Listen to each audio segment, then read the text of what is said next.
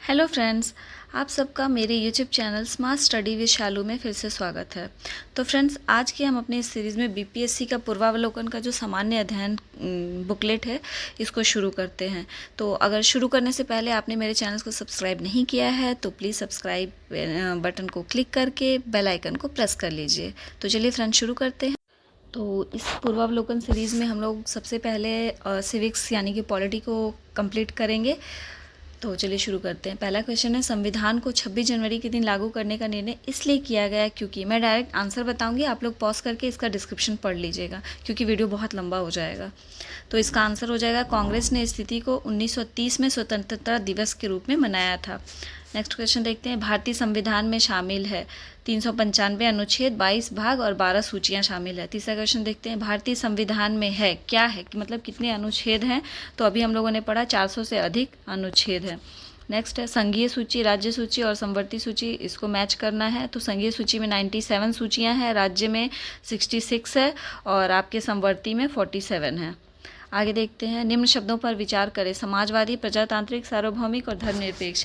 ये आपकी प्रस्तावना से लिया गया प्रश्न है, तो इसका आपका आंसर हो जाएगा CADB। ठीक है, इसका आंसर हो जाएगा आपका CADB, यानी कि सार्वभौम, समाजवादी, धर्मनिरपेक्ष और प्रजातांत्रिक। ठीक है, आगे देखते हैं, भारतीय संविधान की प्रस्तावना में समाजवादी शब्द किस संशोधन के तहत जोड़ा गया। तो ये 1976 में आपका जोड़ा गया था, 42वें संविधान संशोधन के अंतर्गत। ये बहुत इंपॉर्टेंट क्वेश्चन है, बार बार क्वेश्चन से रिपीट होते हैं, तो इसको याद रखिएगा। अगला है, एक नया राज्य बनाने में संवैधानिक संशोधन के लिए कैसा बहुमत चाहिए। तो साधारण बहुमत चाहिए।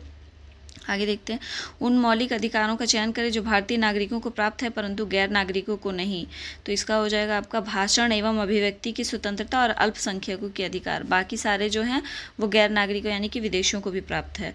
अगला देखते हैं, उच्चतम न्यायालय की व्यवस्था के अनुसार निजी भवनों के ऊपर राष्ट्रीय झंडे को फहराना किस अनुच्छेद के तहत हर नागरिक का मौलिक अधिकार है। तो ये हमारा हो जाएगा आपका 19(1) के अंतर्गत। ठीक है, 14 में आपका समता का अधिकार है, 21 में जीवन जीने का अधिकार है और 25 में धार्मिक स्वतंत्रता का अधिकार है। ठीक है, आगे देखते हैं, भारतीय संविधान में संशोधन करके शिक्षा का अधिकार कब जोड़ा गया। तो इसका आंसर हो जाएगा 1 अप्रैल 2010। इसका क्वेश्चन थोड़ा सा मुझे डाउट है क्योंकि इसमें बताया गया है कब जोड़ा गया है। ठीक है, तो जोड़ा गया तो 2002 में ही, लागू किया गया है 2010 से, तो इसका क्वेश्चन थोड़ा सा डाउटफुल है। आगे देखिए, निम्न में से कौन सा एक मानव अधिकार भारतीय संविधान के अंतर्गत मौलिक अधिकार भी है। तो मौलिक अधिकार आपका शिक्षा का अधिकार मौलिक अधिकार है और काम का अधिकार भी, सूचना का अधिकार और आपका शिक्षा का अधिकार, ये दोनों ही मौलिक अधिकार में है। ये जब क्वेश्चन 2011 में पूछा गया था तो ऑप्शन 4 ही आते थे और अभी 5 आते हैं, तो उसके अकॉर्डिंग अगर देखा जाए तो उपयुक्त में से 1 से अधिक हो जाएगा। अगला देखते हैं, भारतीय संविधान के भाग 4 में दिए गए निर्देशित सिद्धांतों में निम्न में से कौन से सूचीबद्ध है। इसका आंसर हो जाएगा आपका समान कार्य के लिए समान वेतन और समान नागरिक संहिता भाग 4 में उल्लेखित है। ठीक है, अगला देखते हैं, भारत के संविधान में मौलिक कर्तव्य किस संविधान संशोधन से जोड़ा गया। अभी आप लोगों ने ऊपर देखा 42वें संविधान संशोधन स्वर्ण सिंह समिति की सिफारिश पे जोड़ा गया था। भारत के राष्ट्रपति अपनी शक्तियों का प्रयोग करते हैं सीधे या अपने अधीनस्थ अधिकारियों द्वारा करते हैं।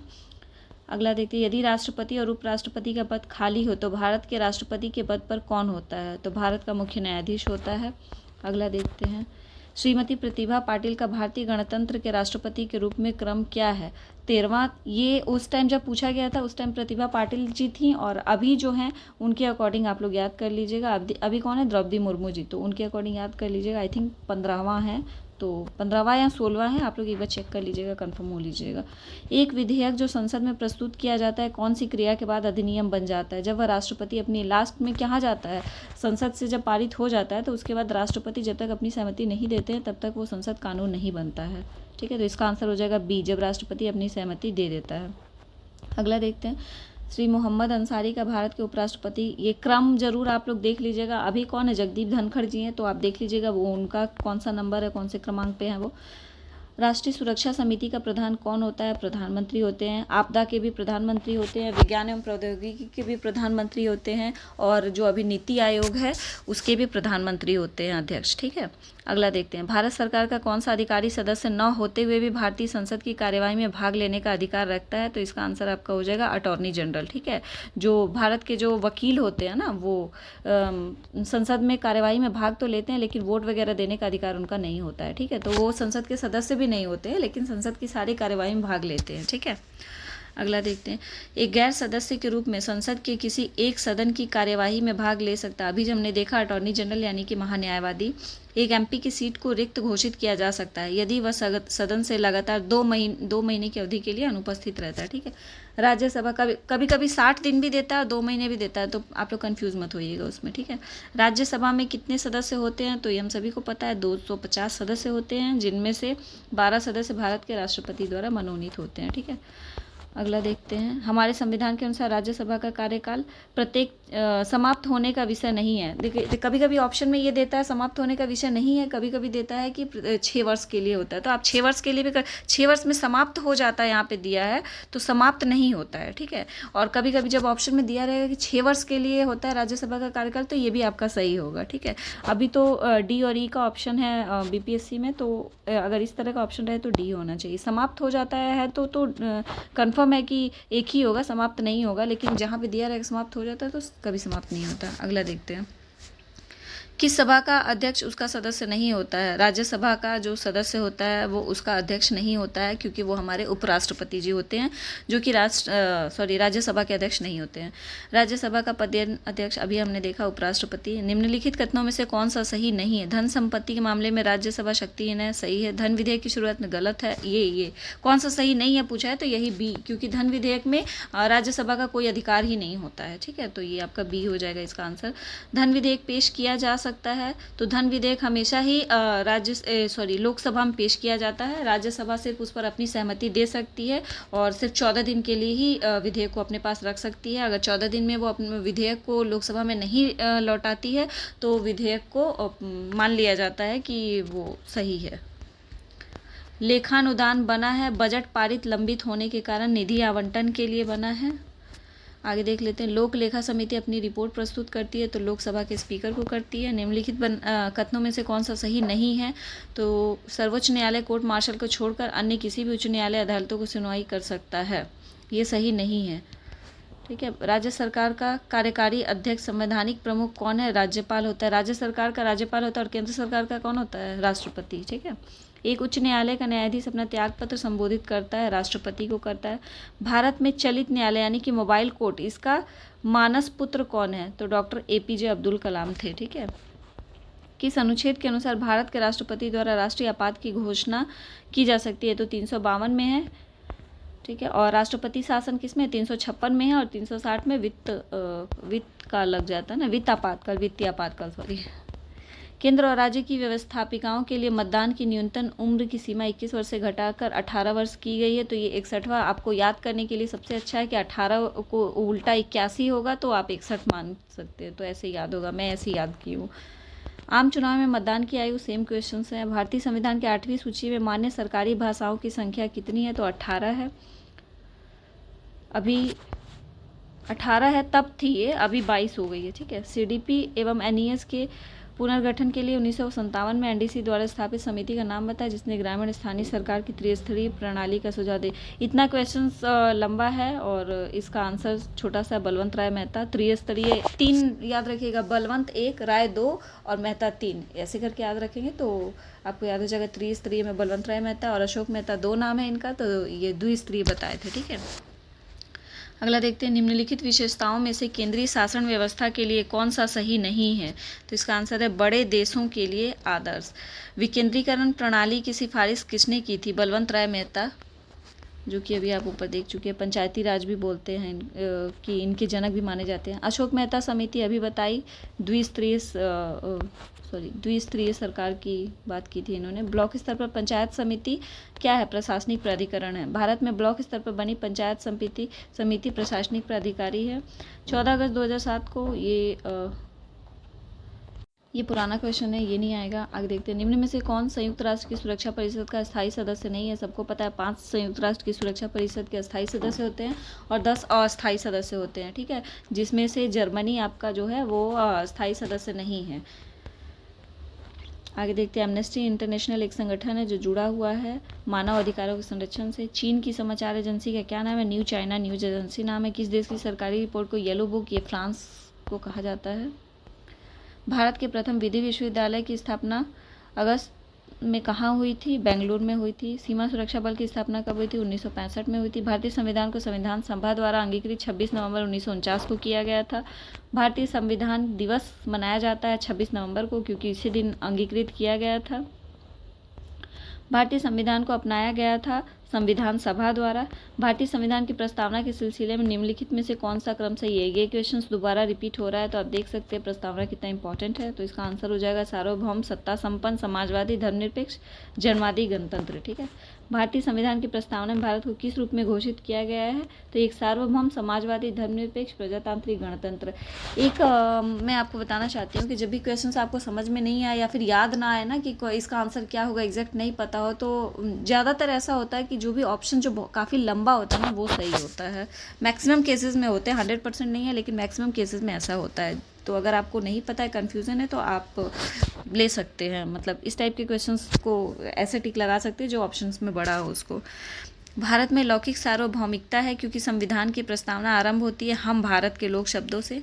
भारत में प्रजातंत्र इस तथ्य पर आधारित है, देखिए जैसे इसमें भी क्या है, सबसे बड़ा ऑप्शन जो है वही है आंसर इसका, जनता को सरकारों को चुनने तथा बदलने का अधिकार प्राप्त है।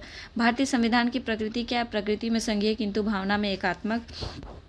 जब भी आप प्रैक्टिस करेंगे ना, तो एक बार इस टाइप से भी मतलब करके ट्राई कर लीजिएगा कि जो भी बड़े ऑप्शंस है वो आपके कितने सही हो रहे हैं, इससे आपको पता चल जाएगा। वैसे भी निगेटिव मार्किंग है नहीं बीपीएससी के टीआरई में, तो आप चांस ले सकते हैं, कोई दिक्कत नहीं इसमें। भारतीय संविधान की 10वीं अनुसूची का संबंध है दल बदल विरोधी कानून से। प्राप्त नहीं की भारतीय नागरिकता नहीं प्राप्त की जा सकती है, तो भारतीय बैंक में धन जमा करके भारतीय नागरिकता नहीं प्राप्त की जा सकती है। निम्नलिखित में से किसको संविधान द्वारा मौलिक अधिकारों को लागू करने की शक्ति दी गई है? तो सर्वोच्च न्यायालय और उच्च न्यायालय को मौलिक अधिकार को लागू करने की शक्ति दी गई। नेक्स्ट देखते हैं, भारतीय संविधान में किस अनुच्छेद के अंतर्गत नागरिकों को मौलिक अधिकार प्रदान किए गए हैं? तो अनुच्छेद 12 से 35 में नागरिकों को मौलिक अधिकार प्रदान किए गए हैं। ठीक है, और भाग 3 है ये। भारत के संविधान का निम्नलिखित में से कौन सा अनुच्छेद प्रेस की स्वतंत्रता से संबंधित है? तो अनुच्छेद 19। अनुच्छेद बहुत इंपॉर्टेंट है, आप लोग इसको जो इम्पोर्टेंट अनुच्छेद है उसको ज़रूर कर लीजिएगा। निम्नलिखित में से कौन सा मूलभूत अधिकार नहीं है? तो संपत्ति का अधिकार, जो कि पहले मूलभूत अधिकार था और उसको बाद में विधिक और यानी कि कानूनी अधिकार बना दिया गया।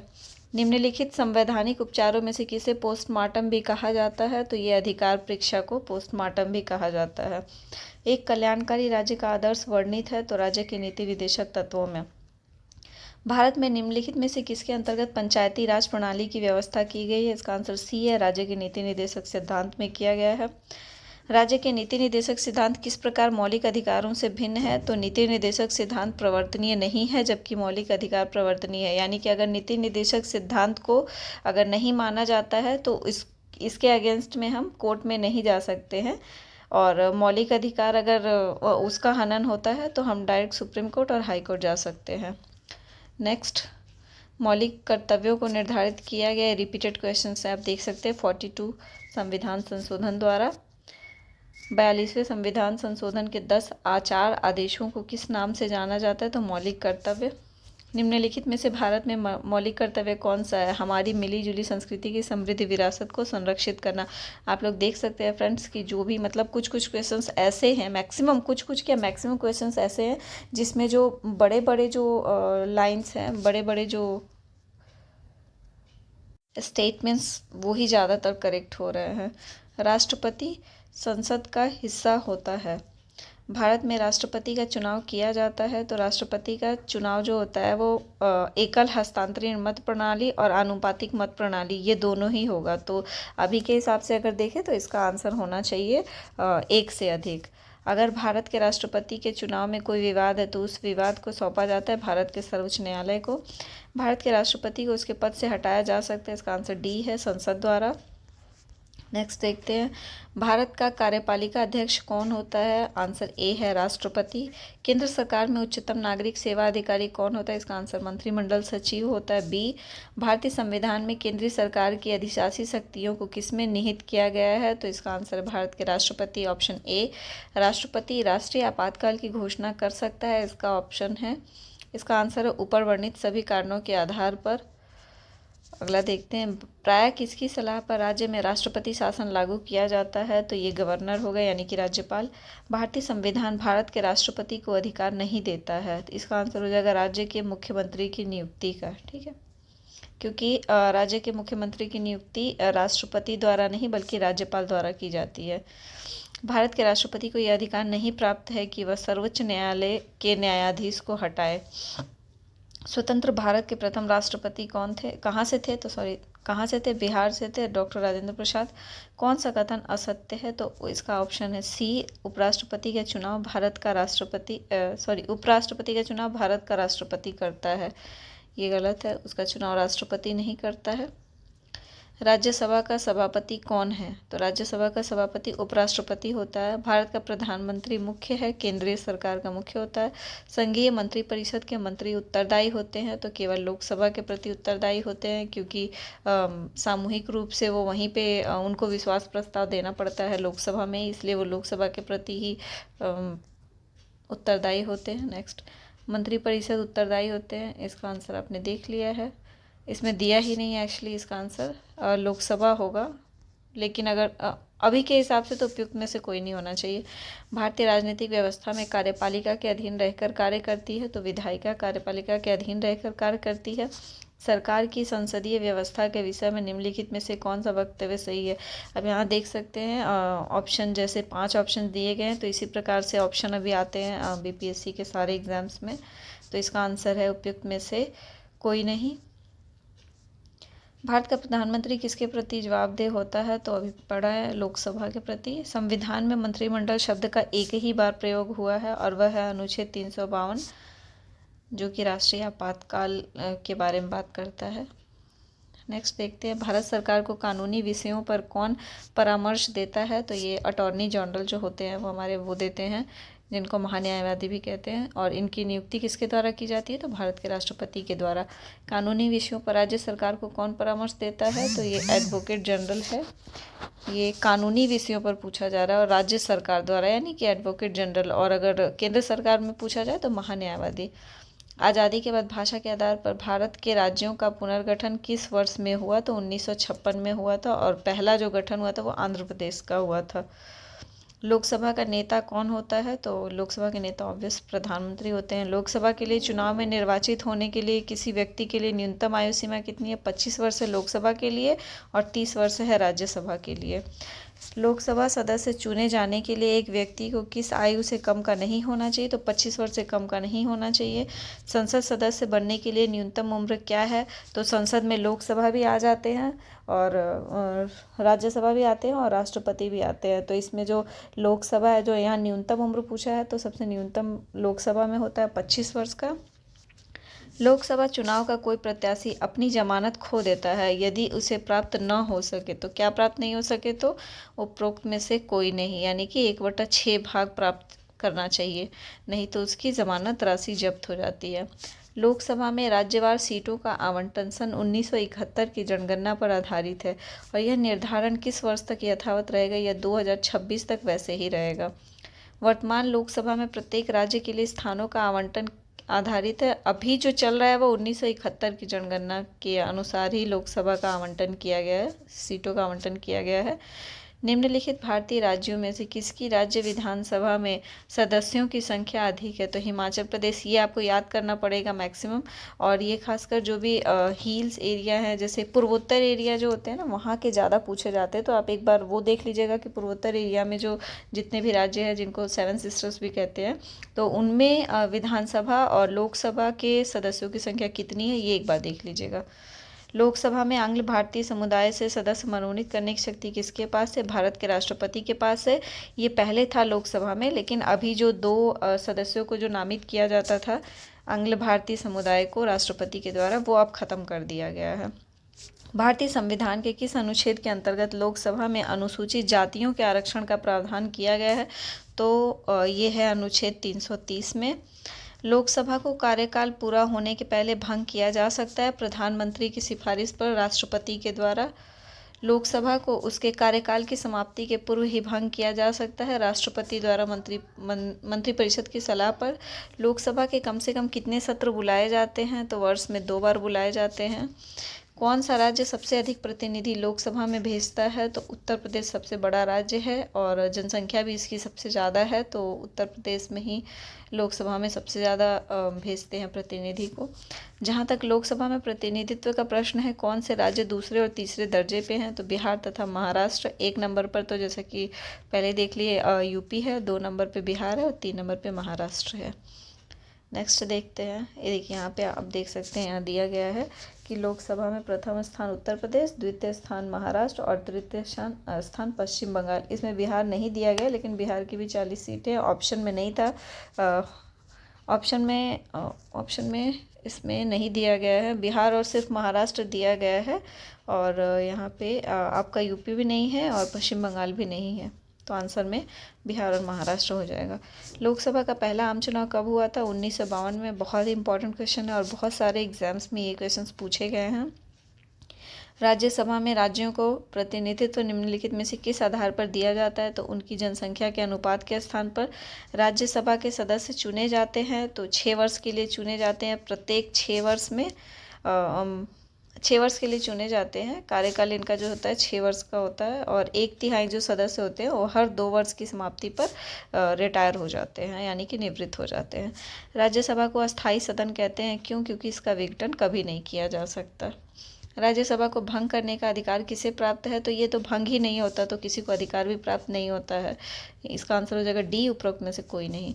राष्ट्रपति द्वारा राज्यसभा में कितने व्यक्ति मनोनीत किए जाते हैं? राज्यसभा में 12 होते हैं और लोकसभा में 2 होते थे, जो कि अब नहीं होते हैं, ख़त्म कर दिया गया है आंग्ल भारतीयों को।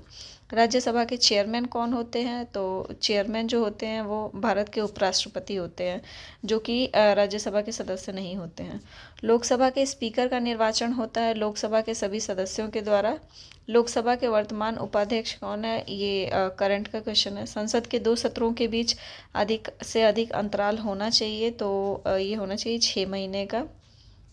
राजनीतिक शब्दावली में शून्यकाल का अर्थ क्या है? शून्यकाल का अर्थ इसमें होता है आपका वह दिन जब संसद में कोई कर नहीं, ऐसा कुछ नहीं होता। शून्यकाल हालांकि हमारे भारत से ही दिया गया है, इसका ये पढ़ लेते हैं डिस्क्रिप्शन। प्रश्नकाल और सभा पटल पर पत्र रखे जाने के बाद जो किसी सूचीबद्ध कार्य को सभा द्वारा शुरू करने से पहले के समय का लोकप्रिय नाम शून्यकाल है।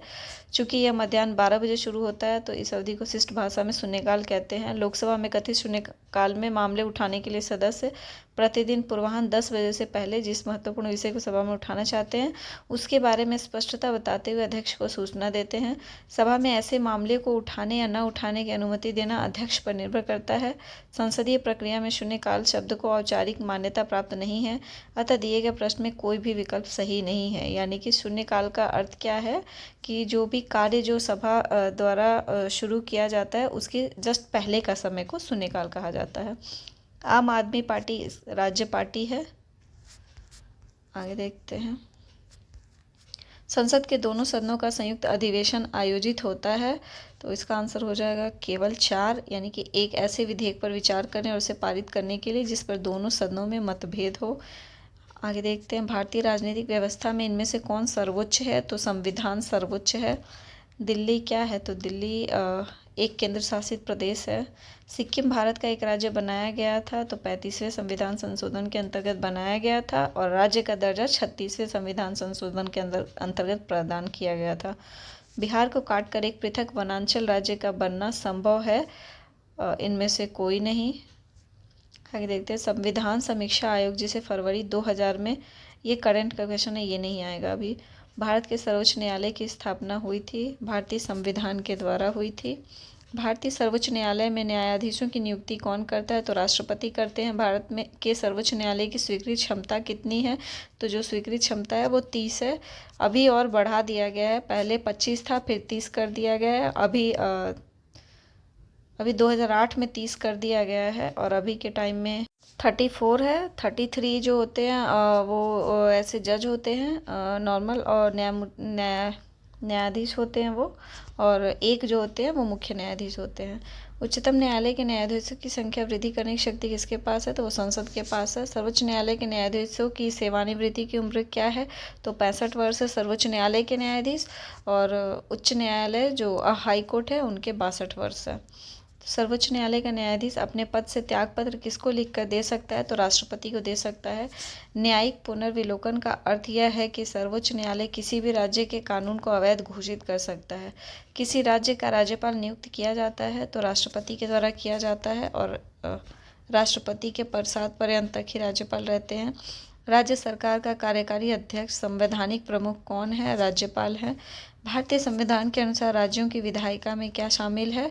तो केवल 4 राज्यपाल, विधानसभा और विधान परिषद जहां इसका अस्तित्व है, क्योंकि भारत में 6 ही राज्य ऐसे हैं जहां विधान परिषद अस्तित्व में है। नेक्स्ट देखते हैं, भारत में राज्य विधान पालिकाओं का उच्च सदन कौन सा है? तो विधान पालिका परिषद। जैसे कि केंद्र में जो होता है वो उच्च सदन कौन सा होता है? राज्यसभा होता है। वैसे ही राज्य में जो होता है उच्च सदन वो विधान पालिका परिषद है। किसी राज्य में विधान परिषद की संरचना अथवा विघटन किया जा सकता है केंद्रीय संसद के द्वारा। निम्नलिखित राज्यों में कहाँ विधान परिषद है? 6 राज्य में बताई थी कि विधान परिषद है। कहाँ कहाँ है? तो बिहार, महाराष्ट्र, कर्नाटक, उत्तर प्रदेश, आंध्र प्रदेश, तेलंगाना और जम्मू कश्मीर में है विधान परिषद। अभी जम्मू कश्मीर केंद्र शासित प्रदेश के अंतर्गत आता है तो इसलिए इसमें विधान परिषद नहीं है। भारतीय संविधान के निम्नलिखित अनुच्छेदों में कौन राज्य की विधानसभाओं के निर्वाचन का प्रावधान प्रस्तुत करता है? तो अनुच्छेद 170 करता है। यदि किसी राज्य की विधानसभा का अध्यक्ष पद त्यागना चाहे तो उसे अपना त्यागपत्र देना चाहिए, उपाध्यक्ष को देना चाहिए। किस उच्च न्यायालय ने यह फैसला दिया है कि एक ही बार में 3 बार तलाक कहने से तलाक होना गैरकानूनी है? तो इलाहाबाद उच्च न्यायालय ने सबसे पहले ये फैसला सुनाया था। आगे देखते हैं, निम्नलिखित उच्च न्यायालयों में से कौन एक से अधिक राज्य केंद्र शासित प्रदेश के लिए है? तो गुवाहाटी और मुंबई है। बाबरी मस्जिद राम जन्मभूमि का विवाद जो इलाहाबाद उच्च न्यायालय के समक्ष है वो किस प्रकार का है? ये करंट का क्वेश्चन है, यह भी नहीं आएगा। भारतीय संविधान का कौन सा अनुच्छेद संवैधानिक प्रावधानों की संघीय संसद राज्य विधान पालिकाओं द्वारा बनाए गए नियमों कानूनों पर प्राथमिकता प्रदान करता है? तो ये 13 अनुच्छेद है। निम्नलिखित में से कौन सा समवर्ती सूची में है? तो शिक्षा जो है वो विषय समवर्ती सूची का है। निम्न में से किस अनुच्छेद के अंतर्गत वित्त आयोग का गठन का प्रावधान किया जाता है? तो 280। भारत में संघीय वित्त आयोग संबंध रखता है राज्यों एवं केंद्रों के बीच वित्त से। फ्रेंड्स, इसमें जितने भी अनुच्छेद बताए गए हैं ये मोस्ट इम्पॉर्टेंट अनुच्छेद है। इसको आप लोग बार बार रिवाइज कर लीजिएगा, पढ़ लीजिएगा, अनुच्छेद को एकदम रट लीजिएगा, क्योंकि ये मैक्सिमम एग्ज़ाम्स में यही सारे जितने भी आर्टिकल्स हैं ये पूछे जाते हैं। तो इसको आप लोग बहुत ही अच्छे से याद कर लीजिएगा। योजना आयोग की स्थापना कब हुई थी? तो योजना आयोग की स्थापना हुई थी 15 मार्च 1950 को। लेकिन अभी ये क्वेश्चन 2005 में पूछा गया था और अभी के टाइम में योजना आयोग को प्रतिस्थापित करके नीति आयोग की स्थापना कर दी गई। और ये कब की गई है? तो 1 जनवरी और 1915 को। तो अभी योजना आयोग की जगह पर नीति आयोग है। ठीक है, तो इसको याद रखिएगा आप लोग। उस राजनीतिक दल का नाम बताइए जो मिलीजुली केंद्रीय सरकार का हिस्सा नहीं है। ये क्वेश्चंस नहीं आएगा, करंट का क्वेश्चन है। भारत के विभिन्न राजनीतिक दलों को राष्ट्रीय या क्षेत्रीय दल का दर्जा देने का अधिकार किसको है? तो ये चुनाव आयोग को है। भारत के राजनीतिक दलों के संबंध में निम्नलिखित कथनों पर विचार कीजिए।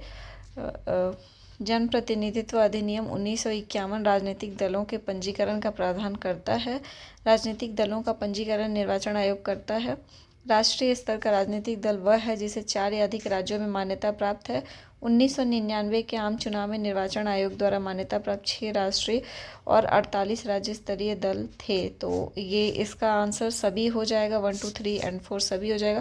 फ्रेंड्स, आप लोग को लग रहा होगा कि इतने लेंदी क्वेश्चंस बीपीएससी टीआरई में नहीं पूछे जाते हैं, लेकिन आप लोग यकीन मानिए इस बार भी जो टीआरई 2 के जो एग्जाम्स हुए थे 6 to 8 के, मैं बता रही हूँ, जो सिविक्स का जो पोर्शन था ना उसमें एकदम सेम क्वेश्चंस ऐसे ही थे। थोड़े थोड़े कहीं कहीं कुछ कुछ अलग थे, लेकिन ऐसे ही इसी टाइप के लेंदी क्वेश्चंस थे। तो आप लोग को ये बहुत ही अच्छे से रिवीजन करना होगा और आप लोगों को ये आदत भी डालनी होगी कि किस तरह से 2 घंटे में 120 क्वेश्चंस को सॉल्व किया जाए, क्योंकि ऐसे ही लेंदी क्वेश्चंस रहेंगे और आपको उन 2 घंटों में ही क्वेश्चंस को सॉल्व भी करना है और ओएमआर को भी टिक करना है। तो आप लोग बहुत ही ध्यान से पढ़िएगा क्वेश्चंस को ताकि गलत ना हो और ओएमआर भी सही सही फिल कीजिएगा।